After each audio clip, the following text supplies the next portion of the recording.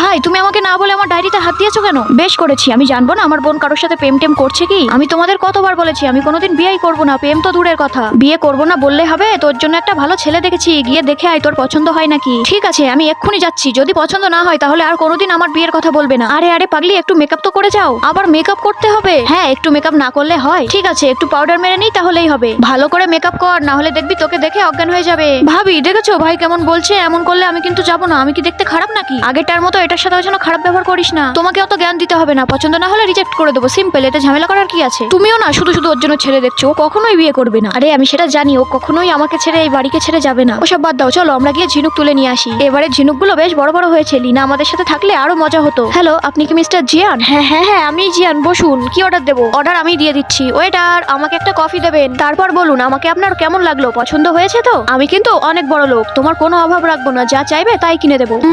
সত্যি কথা বলতে আপনাকে আমার ঠিক পছন্দ হয়নি। রাতুল চলো আমরা ব্যাংক থুবড়ি করি, দেখি কারটা কত দূরে যায়। ঠিক আছে করো, তোমারটা হয়নি, মাত্র একটা হয়েছে। দেখো এবার আমি করছি, ওই দেখো 4-5টা থুবড়ি হয়েছে। কই দেখি তোমার হাতটা। খুব জোর লাগলো, এত জোরে কেউ ধরে? এই যা, আমার পুরো প্যান্টটাই নষ্ট হয়ে গেল। এই মেয়ে, এটা তুমি কি করলে? দূর হয়ে যায় এখান থেকে। শখ কত, আমাকে বিয়ে করবে? চল ভাগ।